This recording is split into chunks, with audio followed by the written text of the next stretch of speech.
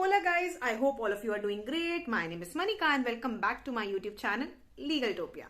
So अब आप सोच रहे होंगे कि मैं इस एप्पल और इस ऑरेंज के साथ क्या कर रही हूँ. Basically, I was unable to decide which one I should eat. Apple या ऑरेंजेस कौन ज्यादा बेटर है. तो अब ये तो आप लोग भी मानोगे ना कि एप्पल्स और ऑरेंजेस को डिसाइड करने के लिए चीजें सब्जेक्टिव रहने वाली हैं. कुछ लोगों को एप्पल ज्यादा पसंद होंगे और कुछ को oranges, right. So on a similar note, काफी लोग मुझसे कुछ दिनों से पूछ रहे थे कि we should go for DULLB और BHULLB, कौन सा ज्यादा बेटर रहेगा. So that we gonna decide on certain criteria, on certain spectrum.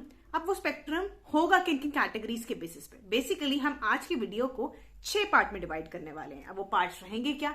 सबसे पहले हम डिस्कस करेंगे कि एलिजिबिलिटी क्या रहेगी for appearing these 2 exams, DULLB and BHULLB 3 years के लिए. अब जैसे हमें पता है CUET आ चुका है, कॉमन एंट्रेंस टेस्ट, तो उसके बेसिस पे क्या एलिजिबिलिटी रहेगी. अब जैसे कि एक बंदा जिसके दांत ही नहीं है, क्या वो एक एप्पल खा पाएगा. So answer is no. तो he has to go for oranges. तो सिमिलरली सबसे पहली चीज होती है किसी भी एग्जाम को चूज करने के लिए eligibility. Then the second thing would be pattern of that paper, कि उस पेपर का क्या पैटर्न रहेगा, कितने मार्क्स का रहेगा, कितने क्वेश्चंस होते हैं, कितनी नेगेटिव मार्किंग रहती है, किस मीडियम में होता है ना. जैसे अगर हम इंग्लिश मीडियम अगर हैं तो हम दोनों ही में अपेयर हो सकते हैं. बट लेट्स से हम हिंदी मीडियम हैं तो पहले DULLB के लिए अपेयर होने में आपको थोड़ी प्रॉब्लम आएगी क्योंकि वो हिंदी में नहीं आ रहा है, राइट. तो इसलिए वो चीज भी इंपॉर्टेंट है. अब थर्ड चीज पे हम आते हैं, सिलेबस क्या रहने वाला है एग्जाम्स का, क्या क्या चीजें हमें पढ़नी है, क्या क्या चीजों पे हमें ध्यान देना है, किस तरीके से हमें उस चीज को टैकल करना है ना. एंड हमारी जो फोर्थ चीज रहेगी वो हमारी रहेगी कि ठीक है, हमने ये एंट्रेंस वगैरह का सब झमेला झोल कर लिया, अब सीट्स कितनी है, क्या हमें इसमें सीट मिल पाएंगी. अच्छा चलो सीट भी मान लिया मिल जाएगी, तो फीस कितनी रहेगी, क्या हम फाइनेंशियली इसको अफोर्ड कर पाएंगे. तो फीस के बारे में भी हम बात करेंगे. And the sixth thing would B कि हम इस सब चीज को समझ तो गए हैं, अब हमें स्टार्ट करनी है preparation. So how should we begin with our preparation for DULLB, BHULLB or both, right? तो हम इन सब चीजों के बारे में इस वीडियो में बात करने वाले हैं. So before getting started, you need to subscribe कर देना, बेल आइकन प्रेस कर देना और लाइक कब करना है अगर वीडियो समझ आए, पसंद आए, यूजफुल लगे तो. And let's get started. Now as visible to you CUET किस किस के रिस्पेक्ट में, DULLB एंड BHULLB, ठीक है. तो मैंने ऐसे जैसे कि आपको बताया, सबसे पहले eligibility, pattern, syllabus, marking scheme and then fees, ठीक है. तो with that let's move ahead. So पहले हम बात करते हैं अबाउट द एग्जाम. अब अबाउट द एग्जाम में रहने क्या वाला है, तो देखो जी, अबाउट द एग्जाम में we all know DULLB PG की बात कर रहे हैं और BHULLB PG की बात कर रहे हैं. ये दोनों चीजों के बारे में हम बात कर रहे हैं. दोनों ही 3 years के लिए हैं एंड आफ्टर ग्रेजुएशन है, right? You need to get done with your graduation. 6 semesters रहने वाले हैं इस कोर्स में बेसिकली. एंड अर्लियर DULLB का एग्जाम होता था इन DULLB एंड BHULLB का डिफरेंट एग्जाम होता था. But now there would be a single exam CUET, common entrance test, जो कि इसके लिए कंडक्ट होगा. बेसिकली 2022 में BHU का ऑलरेडी कंडक्ट हो चुका है CUET एग्जाम, ठीक है. एंड दिस ईयर 2023 के लिए ड्यू ऑलरेडी नोटिफिकेशन निकाल चुका है that this time there would be CUET for due. तो इसमें PG के लिए अब CUET आ जाएगा इस बार से, है ना. तो अब कंफ्यूजन कहाँ लाया करती है, सिलेबस के रिस्पेक्ट में, क्योंकि सिलेबस अभी क्लियरली नोटिफाई नहीं किया गया है. तो people are somehow assuming that CUET syllabus which was followed in BHU would be followed somehow in DULLB 2 this year. That's just a presumption and assumption. अब ये किसी के पास शॉर्ट आइडिया नहीं है कि ऐसे ही होने वाला है, but people are assuming, right. तो अगर PYQs के रिस्पेक्ट में बात करें तो BHU का मैं लिंक डाल दूंगी डिस्क्रिप्शन में, मतलब अपने टेलीग्राम चैनल का, वहां से previous year question paper download कर सकते हो ऑफ 2022 जो कि लास्ट ईयर आया था. तो उसके बेसिस पे हमें पता लग जाएगा BHU का pattern. But let me keep it very clear, अभी DULLB का सिलेबस नहीं आया है, तो वी कैन नॉट से इट शॉर्ट कि BHU वाला ही सिलेबस पैटर्न फॉलो होगा. हो सकता है ड्यू टू DULLB, क्योंकि DULLB का जो एक कैप्चर पॉइंट है, जितनी नंबर ऑफ सीज they are offering, that's kind of very huge. तो ये एक डोमिनेंट रोल प्ले करता है if there would be a common entrance test, तो DU की ज्यादा सुनी जाएगी एज कंपेयर टू BHU। क्यों? क्योंकि ज्यादा सीट्स हैं, they are holding more seats with respect to law. ठीक है, तो इस वजह से हो सकता है कि पेपर पैटर्न DU के पर्सपेक्टिव के बेसिस पे डिसाइड हो। अब मैं आगे जब बात करूंगी तो आपको समझ आ जाएगा मैं किस बारे में बात कर रही हूँ। Let's move ahead. हमने ये बात कर ली, आप देख रहे हैं ना आपको नोटिस, तो ये वाली नोटिफिकेशन आई थी इसी बार। तो अकॉर्डिंग टू दिस अब इस बार CUET होगा PG, इन DU PG CUET होगा, तो DU LLB में भी CUET फॉलो अप होगा। ओके जी, सो मूविंग अहेड। अब देखो जी, यहां पे हम बात कर रहे हैं एलिजिबिलिटी की। जैसे कि मैंने बताया कि एलिजिबल नहीं हो तो फिर तो कोई मतलब नहीं है ना एग्जाम देने का, तो एलिजिबिलिटी की बात कर लेते हैं। सबसे पहले हम बात कर रहे हैं DU LLB की एलिजिबिलिटी। अब given below are the qualification and the age limit required for DU LLB 2023। ये आप रीड भी कर सकते हो, और DU का तो मैं ब्रोशर भी नीचे डाल दूंगी, मतलब अपने टेलीग्राम पे डाल दूंगी, आप वहां पे जाके ओपन करके सारी इंफॉर्मेशन ग्रैब कर सकते हो बहुत easily. But for like your convenience मैं एक बार थोड़ा सा रीड कर देती हूँ इसको, कि जनरल कैटेगरी के लिए यू रिक्वायर 50% मार्क्स। अगर आप SC कहाँ पे 50% मार्क्स? अपने ग्रेजुएशन में, ग्रेजुएशन की डिग्री में एग्रीगेट जो बनना चाहिए वो 50% बनना चाहिए। 40% मार्क्स है SC ST के, OBC PWD CW के लिए 45% है। उसके बाद general OBC candidate must possess a graduation, मतलब जितने भी कैंडिडेट होंगे उनके पास या तो पोस्ट ग्रेजुएशन या ग्रेजुएशन की डिग्री होनी चाहिए। ठीक है, रिकॉग्नाइज मतलब कोई अच्छी रिकॉग्नाइज यूनिवर्सिटी से, इवन अगर ओपन से भी आपने किया है that too would work for DU LLB। ठीक है, कैंडिडेट्स हैव PG डिग्री, मतलब अभी तक तो था ये कि इवन अगर आप ओपन से भी कर रहे हो तो भी DU LLB में यू आर वेलकम्ड। बट अब लेट्स से CUET के बाद क्या होता है, we don't have any idea. Candidates have PG degree and appearing in the final year of PG, उनका भी वो भी एलिजिबल है। ठीक है, there is no age bar to appear in the exam as per the order of supreme court. कोई age bar नहीं है DU LLB के लिए अपियरेंस के लिए, मतलब आप 30 के हो, 40 के हो, 50 के हो, इट डजंट मैटर।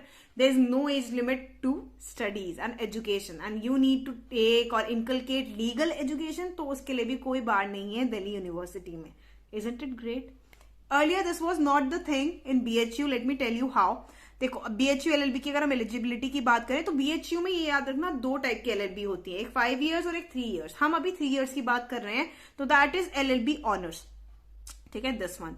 अब एज लिमिट की बात करें for the LLB honours programme, the upper age limit is 30 years, 35 years for SC ST। ये पहले था। ठीक है, ये मैं let me clear it up, ये पहले था।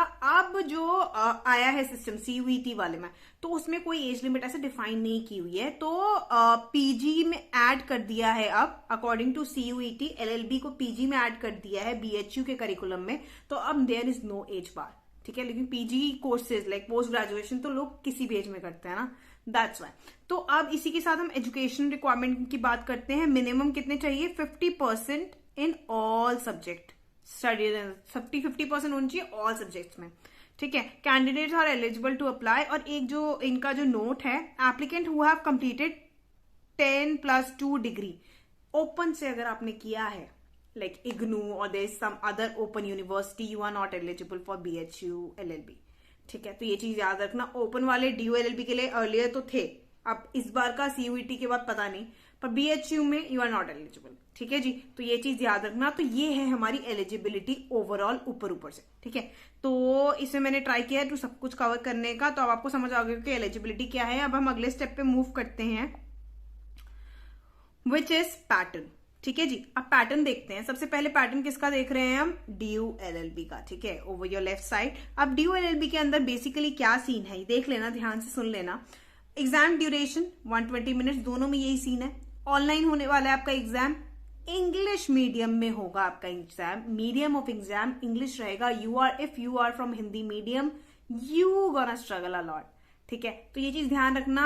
इसको एलिजिबिलिटी ही समझ लो एक टाइप से, कि अगर आपको इंग्लिश नहीं आती है तो you can not till date, जब तक CUET के अंदर ये नहीं था, अब आगे पता नहीं। ठीक है, CUET के अंदर जब तक नहीं था तो इंग्लिश मीडियम में होता था। Types of question multiple choice question आते थे। टोटल मार्क्स क्या रहेंगे हम इस पे भी बात करते हैं। ये एक second, wait a second, sorry. So 400 total marks रहेंगे। नंबर ऑफ क्वेश्चंस हमारे कितने रहेंगे? 100। And with that marking scheme क्या रहेगी, +4 होगा राइट आंसर का, -1 होगा लाइक रॉन्ग आंसर का, एंड 0 होगा नो आंसर का। ठीक है, we are good to go. अब हम आते हैं किस पे, अपना BHU LLB पे। ठीक है, BHU LLB में टाइप्स ऑफ क्वेश्चंस क्या क्या रहेंगे, MCQ टाइप होगा सबसे पहले तो, और कंप्यूटर बेस्ड मोड होगा, मतलब अभी तक कंप्यूटर बेस्ड मोड की बारे में बात हो रही है क्योंकि CUT में जैसे ही आ जाएगा तो। उसके बाद टोटल नंबर ऑफ क्वेश्चंस 100, जैसे कि उसमें था, उसमें भी यही सीन था, इसमें भी यही सीन है, मार्क्स का भी सेम सीन है, आवर्स भी सेम मिल रहे हैं, 2 आवर्स का होने वाला है, मतलब 120 मिनट 2 आवर्स। ठीक है, उसके साथ साथ सेम ही मार्किंग स्कीम है, क्या 4 +4 -1 और 0। ठीक है, तो वही वाला चीज है, पर इसमें एक चीज याद रखना, जो मीडियम रहेगा in this, wait a second, ये मीडियम जो रहेगा वो हिंदी और इंग्लिश दोनों रहेगा। ठीक है, तो ये इसमें एक अच्छी चीज है BHU के रिस्पेक्ट में। ओके, तो मीडियम हिंदी इंग्लिश दोनों आपको मिल जाएगा BHU के रिस्पेक्ट में, जबकि DU LLB की अगर बात करें तो that was kind of English friendly. ठीक है, तो ये था हमारा बेसिक पैटर्न। अब हम मूव करते हैं फर्दर टू द सिलेबस, जो कि अनदर बहुत इंपॉर्टेंट पर्सपेक्ट होने वाला है फॉर योर फर्दर प्रिपरेशंस। अब ये हम सबसे पहले बात कर रहे हैं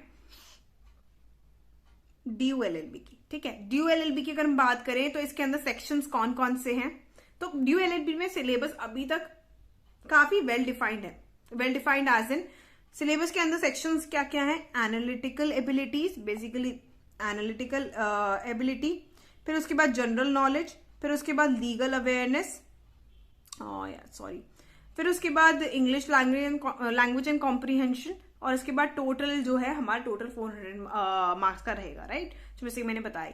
तो अब इसके अंदर एनालिटिकल में भी वेल डिफाइंड है कि क्या क्या चीजें इंक्लूड होंगी, फिर उसके बाद GK के अंदर सब कुछ, मतलब ऑलमोस्ट सब कुछ ही है इसमें। ठीक है, तो लीगल अवेयरनेस है, इंग्लिश है, एनालिटिकल एबिलिटीज है, जनरल नॉलेज है, और इसके अंदर बाकी चीजें आप रीड कर सकते हो। सिमिलरली BHU LLB की अगर हम बात करें तो BHU LLB का पैटर्न भी कुछ ऐसा ही है, बट इसके अंदर एक डिफरेंस आपको दिखेगा, इसमें लीगल नहीं है, लीगल वाला सेक्शन टोटली हटा हुआ है। CUET के रिस्पेक्ट में भी पैटर्न की बात करें तो यही है, लीगल वाला पोर्शन हटा दिया है, पूरी तरह एलिमिनेट कर दिया, लीगल पोर्शन है ही नहीं।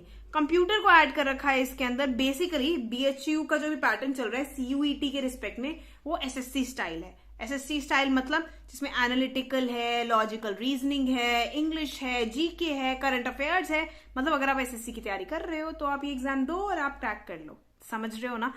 तो यही एक फ्लॉ है, लिमिटेशन है with respect to this pattern of CUET, जिसमें BHU ने क्या करा है, SSC वाला क्राइटेरिया फॉलो कर लिया। अब लेट्स से कोई SSC की प्रिपरेशन कर रहा है, SSC का एग्जाम तो उसका निकल नहीं रहा, तो उसने सोचा कि अपना एक साल वेस्ट करने से अच्छा BHU में एडमिशन ले लेता हूं। गया, एडमिशन ले लिया एंड एक सीट ब्लॉक कर दी of an eligible maybe legal professional. जो बंदा लीगली कुछ करना चाहता था उसकी सीट ब्लॉक कर ली for a year, and after that year उस बंदे को admission as in he got appointed as an officer into some SSC ranks. ठीक है, that person gonna leave that seat all together for subsequent 2 years। वो seat waste हो जाएगी नहीं। तो ये आपको भी लगाना है, ये पैटर्न थोड़ा फ्लॉड है। इसमें लीगल इंक्लूड करना is a must if you are taking up or you are getting in the admission for a legal professional right. अगर आप इस सीट को बुक कर रहे हो तो लीगली कुछ ना कुछ तो टेस्ट लो यार, कुछ तो करो। तो मुझे ये थोड़ा सा आउट ऑफ द लीग लगा कि लीगली कुछ भी नहीं रखा है CUET में। तो आई थिंक अगर DU LLB इसमें आएगा तो DU LLB should have that condition in mind कि इसके अंदर लीगल भी इंक्लूड होना चाहिए, otherwise there is no means to avoid whatsoever is happening in BHU। मतलब जैसे BHU में लोग सीट छोड़ छोड़ के जा रहे हैं कि SSC में सिलेक्शन हो गया तो सीट छोड़ दी, similar gonna happen in DU। पर DU एक ऐसा इंस्टीट्यूशन है who like can not afford to do that right. तो आर यू गेटिंग मी? हाँ, तो दिस इज द थिंग। अब हम आगे चलते हैं तो आपको ये समझ आ गया होगा। एक चीज और जो मैं बोलना भूल गई, PGQP मतलब बेसिकली BHU LLB में if you gonna fill the form ना तो आपका कोड ये रहेगा PGQP40। दूसरे वाला मत भर देना क्योंकि एक 5 years है एक 3 years है तो कंफ्यूजन हो जाती है, तो इस वजह से आई एम मेंशनिंग। बाकी मैं ऊपर से बता देती हूँ, इंग्लिश है, GK है, उसके बाद कंप्यूटर्स है, जनरल एप्टीट्यूड है, लॉजिकल रीजनिंग है, मतलब मैथ्स भी इसके अंदर है। ठीक है, ये सारी ही चीजें जो SSC वाला लेवल होता है वही उसी लेवल का है। चलो जी, मूविंग अहेड। अब हम बात कर लेते हैं अपनी फीस की और लोकेशन ऑफ द इंस्टीट्यूट की। ठीक है, हमारी जो फीस रहने वाली है, अगर हम बात करें किसके रिस्पेक्ट में, हम बात करेंगे सबसे पहले DU LLB के रिस्पेक्ट में। तो बेसिकली फीस का ये सिस्टम रहेगा जो आपको इधर दिख रहा है बॉक्स में। क्या PWD के लिए हमारा 75 रुपीज की रहेगी। उसके बाद जो ऑलरेडी एनरोल्ड है दिल्ली यूनिवर्सिटी, मतलब जिन्होंने ग्रेजुएशन दिल्ली यूनिवर्सिटी से की है, उनके लिए 4278। उसके बाद फर्दर जो एनरोल नहीं है, who are the new to Delhi university, उनके लिए रहेगी 4428। और बाकी फॉरेन स्टूडेंट्स, फॉरेन नेशनल्स के लिए, SC STs के लिए अलग है, एंड EWS के लिए बेस्ड अपॉन द सेम। तो दैट यू कैन रीड। ठीक है, तो मैं मोटा मोटा अगर बताऊं तो अप्रोक्सीमेटली 4500 की फीस लगा लो, ऊपर से 4500 की आपकी फीस रहेगी। उसके बाद हम अगर बात करें BHU LLB की, तो नॉर्मली जो फीस रहती है वो 2286 की रहती है। ठीक है, for the semester. And paid seat का भी एक ऑप्शन होता है in BHU LLB, if you know then you know. तो 15,000 का रहेगा उसका पेड सीट वाला जो ऑप्शन है पर एनम। 10 to 15 सीट्स होती हैं उसकी पेड वाली। हॉस्टल का मिला के, मतलब मिला के एज इन हॉस्टल का जो एडिशनल लगेगा वो अप्रोक्सीमेटली 4750 है। ठीक है जी, तो ये हमारा ऊपर से रहा फीस का डिस्कशन। ठीक, अब हम आते हैं इनकी लोकेशन पे, जो कि also gonna help you in deciding और इन लाइक फिक्सेटिंग कि कौन सा कॉलेज हमें चूज करना है, कौन सी यूनिवर्सिटी हमें चूज करनी है टू कंटिन्यू और to pursue our law degree. Basically Delhi का जो एरिया है, नॉर्थ कैंपस का जो एरिया है, it's near most of the course, मतलब दिल्ली में सारे कोर्स काफी आसपास है, and you get the opportunity to practice in lot many of them. And further बहुत सारे एलुमनाइज जो है ना वो फैकल्टी के ही हैं, लॉ फैकल्टी दिल्ली यूनिवर्सिटी के हैं, तो आपको एक वो अप्रोच मिल जाती है, वो कनेक्शंस मिल जाते हैं, तो you get to like have lot many alumnis in your bucket. But वहीं पे अगर हम बात करें वाराणसी यूपी इंडिया की, तो बेसिकली वो भी बहुत अच्छी स्ट्रैटेजिक लोकेशन है, उनका कैंपस बहुत अच्छा है, no doubt in that. But थोड़ा सा अगर लीगली देखें तो उसका वो फेसिट नहीं रहता है, वो लाइक क्या कहते हैं, आपको वो एनकाउंटर नहीं मिल पाता है, एक्सपोजर नहीं मिल पाता है इन द लीगल हॉराइजन्स। ठीक है, तो लोकेशन दिल्ली यूनिवर्सिटी की थोड़ी बेटर रहती है, सुप्रीम कोर्ट तो सुप्रीम कोर्ट ही है ना, तो ये वाली थोड़ा आपको चीज देख सकते हो वाइल डिसाइडिंग कि अगर वो डिपेंड करता है you need to practice in future, what you need to do with your legal profession in upcoming future. ठीक है जी, तो ये एक मैंने अपना पॉइंट ऑफ व्यू दिया है regarding the same, you can decide on your own note. Okay, moving ahead, अब हम बात करते हैं सीट्स अवेलेबल। मतलब हमने ये तो डिसाइड कर लिया हमें कौन सी यूनिवर्सिटी में जाना है, अब यूनिवर्सिटी भी तो डिसाइड करेगी ना आपको लेगी या नहीं, राइट। तो सबसे पहले हम बात करने वाले हैं DU LLB की। ओके, देन हम बात करेंगे BHU LLB की। देखो DU LLB की CUET में आने से पहले तो ये सीन था, ठीक है, जो मैंने आपको मैट्रिक्स दिखा रखा है वो वाला सीन था। तो बेसिकली मैं टोटल देखो 3 ब्रांचेस हैं, CLC, campus law centre 1 and law centre 2। ठीक है, ये 3 ब्रांचेस हैं, मतलब 3 सेंटर्स हैं बेसिकली। तो तीनों में अगर हम देखें अनरिजर्व की 390 है। ठीक है, फर्दर OBC SC ST वो आप बेस्ड अपॉन द सेम देख सकते हो। मैं ग्रैंड टोटल बता देती हूँ आपको, 3320। Look at it, how huge, like इतनी ज्यादा सीट्स हैं, तो you have a great chance over है, राइट। 3000 में तो एक ही सीट चाहिए ना, 3000 भी नहीं है, 3500 है यार, एक सीट तो मिल जाएगी, तो आपको तो एक ही चाहिए, है ना। तो इट्स इजी, मतलब it's not easy but you will make it easy by your preparation. अच्छा, हम फिर बात करते हैं BHU LLB की, जहां पे let me tell you male और फीमेल को मिला के there are 286 seats, let me tell you. And EWS के लिए 28 to 29 सीट्स रहती हैं, 12 to 15 जो होती हैं वो पेड सीट्स रहती हैं, और ग्रैंड टोटल जो हमारा बनता है अप्रोक्सीमेटली 340 लगा लो, because they have started taking more students, क्योंकि उनको पता है in the mid of the year और semester students gonna leave whosoever gonna clear their SSC exam. तो people started to vacate the seats. अब जब सीट्स वेकेंट रह जाएगी तो यूनिवर्सिटी का तो लॉस हो जाएगा, फैकल्टी आ रही है, फैकल्टी को पढ़ाने के लिए बच्चे नहीं है, तो that somehow call on the universities budget, right. तो इस वजह से यूनिवर्सिटी ने क्या करा है BHU में, they have started including more students, जिससे कि अगर even few of them leave, still university is able to meet requirements for all of them, ठीक है, मीट द एंड्स। तो ये चीज हुई है। तो एक 340 सीट्स का बार लगा के चलो अपने ऊपर, तो इट्स स्टिल थोड़ा सा तो डिफिकल्ट है, हाँ, no doubt.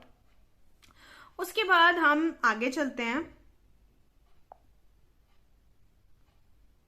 So here is another very important thing, last but not the least. Okay, let's get started with BHU, LLB and DU LLB. अब now I'm thinking कि most of you would be planning कि हम दोनों के लिए prepare करते हैं, let's see क्या होगा, है ना। तो ऐसे ही होता है, यूजुअली ऐसा ही होता है, हम लोग प्लान भी तो लेके चलते ही है ना, राइट। कहीं पे भी एडमिशन हो, इवन महाराष्ट्र का, पंजाब का, हर जगह के exams you need to fill 3 years law के लिए if you want to get it. क्या पता कहाँ आ जाए, राइट। तो prepare for the worst I will say, until and unless syllabus और सब कुछ जो पैटर्न है वो एक सर्टेनिटी नहीं दे रहा है, प्रिपेयर फॉर द वर्स्ट। क्योंकि सर्टेनिटी अगर नहीं है तो आप कर भी कह सकते हो, right. So do whatsoever you can. अब now I will be telling you 7 points which you need to follow. अब वो 7 पॉइंट्स हमारे क्या क्या रहने वाले हैं। सबसे पहले तो PYQs को एनालाइज करना। हमें पता ही नहीं है एग्जाम में आता क्या है, तो what good we gonna do in the exam, right. तो सबसे पहले एनालाइज करो प्रीवियस ईयर क्वेश्चन पेपर्स को, either that be DU, either that be BHU। Question papers निकालो, either that get print out और PDFs, ठीक है, I try to forward you PDFs। तो उनको देख के ट्राई टू एनालाइज कि किस टाइप के क्वेश्चंस बन रहे हैं, ठीक है। On the basis of the same you would get an idea कि किस तरीके से you need to approach the preparation for the same, right. And further उसके बाद हमें क्या करना है, जब हमें पता लग गया कि किस टाइप से हमें किस किस चीजों पे हमें ध्यान देना है, क्योंकि हमें पता है प्रीवियस ईयर में क्या क्या क्वेश्चंस आए हैं, आइदर नोट देम डाउन और just frame that into your head, ठीक है। सेकंड चीज हमारी क्या होनी चाहिए, नेक्स्ट डे से, जब हमने एक दिन तो एनालाइज कर लिया हमने बैठ के सारे पेपर्स, सेकंड डे से हमारी अप्रोच क्या रहनी चाहिए। सुबह उठे, हमने क्या करा, हमने कर लिया इंग्लिश का न्यूज़पेपर रीड। अब इंग्लिश का न्यूज़पेपर हमने क्यों रीड करा है, बेसिकली उससे होने क्या वाला है, बेसिकली उससे हमारे करंट अफेयर्स इंप्रूव होंगे, जीके इंप्रूव होगी, इंग्लिश की रीडिंग इंप्रूव होगी, जो कि कॉम्प्रिहेंसिव पैसेज के लिए बहुत इंपॉर्टेंट है, as that be DU, LLB और BHU, और even for your upcoming legal profession वो बहुत इंपॉर्टेंट है, एक रीडिंग हैबिट। उसके बाद हमारी वोकैबुलरी बहुत अच्छी होगी, we would get to know new words, we would enhance our vocabulary. Online और ऑफलाइन जहां पे भी न्यूज़पेपर मिले, PDF फॉर्म में मिले या फिर आप ऑनलाइन किसी भी फॉर्म में उसको ग्रैब कर पाओ या ऑफलाइन भी परचेज कर पाओ, तो आई सजेस्ट या तो हिंदू ले लेना या फिर इंडियन एक्सप्रेस ले लेना। Those 2 are really good newspaper. I really follow Indian Express क्योंकि मुझे वो पर्सनली अच्छा लगता है, तो you can follow any of those, okay. So अब फर्दर हम बात करते हैं, जब हमने ये न्यूज़पेपर हम डेली पढ़ते हैं, ठीक है, स्टिल हम थोड़ी थोड़ी चीजों पे लैग कर जाते हैं, क्योंकि कई बार हम कुछ चीजें मिस कर जाते हैं न्यूज़पेपर में, कुछ चीज नहीं दी हुई, जैसे स्पोर्ट्स का कुछ हुआ, वो एक चीज नहीं दी हुई है न्यूज़पेपर में, तो हम उसको कैसे कवर करने वाले हैं। तो daily try to follow one of the YouTube channels. YouTube पे इफ यू वांट टाइप ना डेली करंट अफेयर्स, तो आपको काफी सारे चैनल्स दिख जाएंगे, आइदर दैट बी अड्डा 24/7, आइदर दैट बी उत्कर्ष, और there are numerous channels. Just type that and you will get that, right?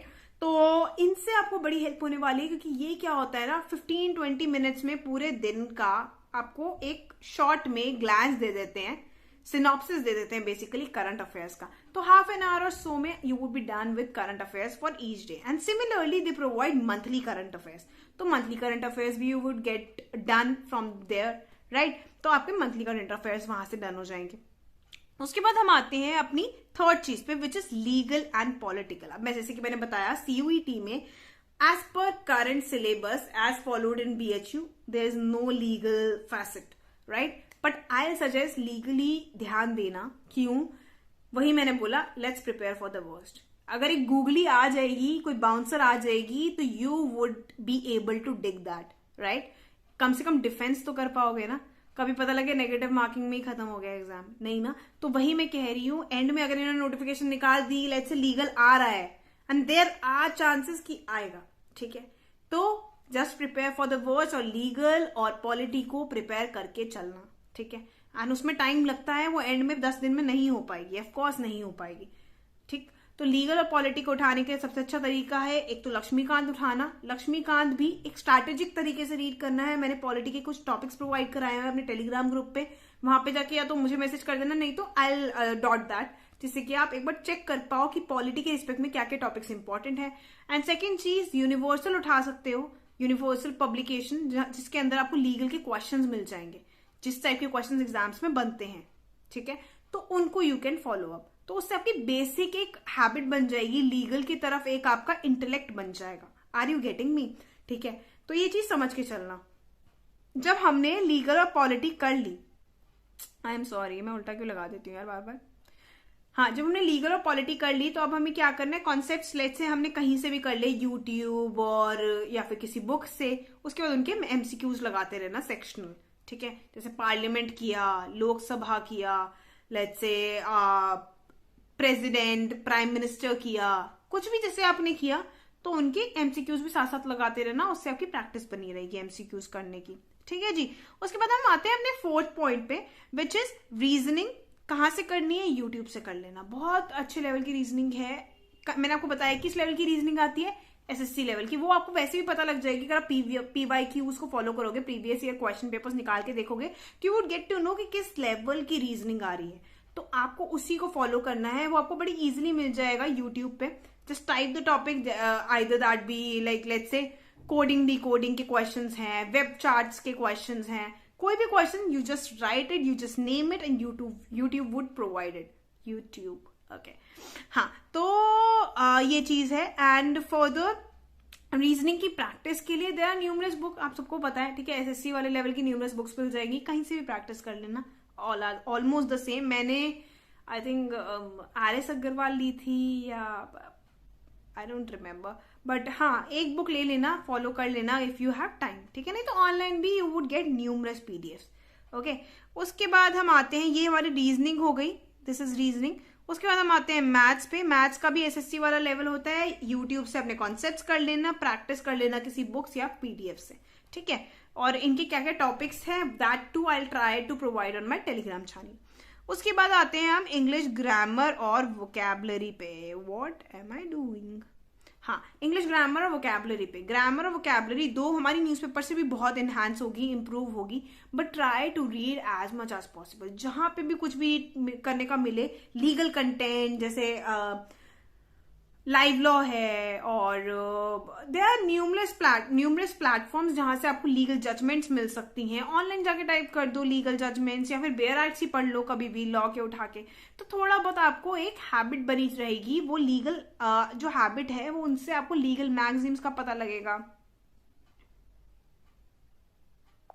Now English grammar and vocabulary. Talking about English grammar and vocabulary, the most important thing is to read as much as possible, read more of judgments, read certain current affairs regarding law, live law follow करो, वहां पे बहुत अच्छे content मिल जाते हैं, articles मिल जाते हैं, those are phenomenal, right? तो उससे क्या होगा, एक आपकी लीगली वोकैबलरी इंप्रूव होगी, मैगजीम्स पता लगेंगी, फ्रेजेस पता लगेंगी जो कि एग्जाम में आते हैं, ठीक है।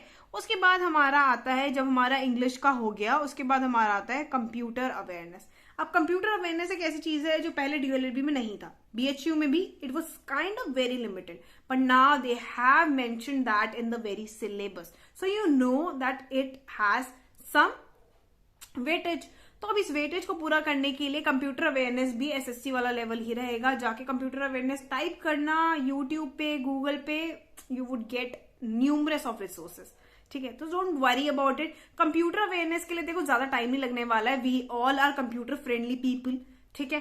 तो इसलिए या तो प्रीवियस ईयर क्वेश्चन पेपर तो आप देखोगे ही, उसके साथ साथ जाके यूट्यूब पे टाइप करोगे प्रीवियस ईयर क्वेश्चन, या फिर टाइप कर देना कंप्यूटर अवेयरनेस क्वेश्चन एसएससी, तो उसमें बहुत आपको एमसीक्यूज मिल जाएंगे। You would get to solve a numerous, तो 15-20 डेज में you would get done with computer awareness, ठीक है जी। तो ये था हमारा एक सिस्टमैटिक प्लानिंग जो हमने फॉलो अप करनी है। And last but not the least, जो कि मैं सच में आपको बहुत लाइक एनफोर्समेंट के साथ कहना चाहूंगी, एंड दिस, देखो कभी कभार क्या होता है ना, हम थोड़ा सा अपने आप को लेके कंप्लेसेंट हो जाते हैं। हम सोचते हैं यार हमें तो सब आता है, हम तो कर लेंगे, इट्स इजी, मतलब मैं 3000 सीट में से क्या एक भी नहीं ले पाऊंगा, ऐसा तो नहीं है। सी, जब एक अकेला घोड़ा जो होता है ना वो रेस में दौड़ता है, that person can sure win, क्योंकि कोई और है नहीं, right? So you are the winner, and you sure are, you are intelligent, you are hardworking, you can. But the thing is, you are not alone in this race. There are numerous, like you are a horse, right? and there are numerous others who are working really hard to become a horse like you. मतलब आप horse अभी हो, but when you gonna stop, others gonna leave you behind and you would not be able to catch up. Trust me on that. तो be persistent. Persistency का मतलब है try करते रहो, ठीक है. एक दिन अगर मान लो थोड़ा कम भी होता है, but at least 3 से 4 घंटे, 2 से 3 घंटे करो डेली के, तो उससे क्या होगा, एक हैबिट बन जाएगी. And when you get to inculcate that habit within you ना, तो that no one can take away from you. ठीक है, समझ रहे हो मेरी बात. तो एक परसिस्टेंसी जनरेट करो with respect to your preparation. That gonna be very helpful for you, not only for this preparation but for your life. ठीक है जी. तो मेरी ये एडवाइस रहेगी, परसिस्टेंसी डेवलप करो 4 to 5 hours each day, and जो मैंने ये हेड्स बताए इनको फॉलो अप करने की कोशिश करो. ठीक है. हाँ, अब मुझे ये बताओ, एप्पल चाहिए या orange?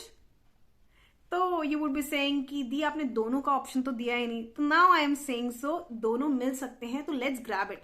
Even the other exams, Maharashtra का जो एग्जाम होता है एलएलबी का, पंजाब का एग्जाम जो है एलएलबी का, इन सबकी प्रिपरेशन आपकी सीयूईटी में अगर कवर होती है, राइट, तो उसको ओवरऑल प्रिपरेशन लेके चलो. जो भी आगे फर्दर नोटिफिकेशंस आएंगी, that's kind of uncertain, but हमारी प्रिपरेशन एक सर्टेन चीज पे रह सकती है, राइट. तो हमें एक कॉम्प्रिहेंसिव ओवरव्यू लेके चलना है with respect to our preparation. And still, मतलब मैंने ट्राई किया है in this video to solve all your problems, all your doubts regarding the preparation. But still, if you are there with any sort of doubts, queries, recommendation, suggestions, तो comment box is welcoming you all. I try to help you out, I try to solve all your doubts. And further guys, अगर मेरा channel अभी तक subscribe नहीं किया है तो subscribe कर देना, बेल आइकन प्रेस कर देना, क्या पता कोई यूजफुल नोटिफिकेशन आ जाए. एंड फर्दर लाइक कर देना अगर वीडियो समझ आए, पसंद आए, यूजफुल लगे तो. And guys, for now, bye bye and all the best for your exam.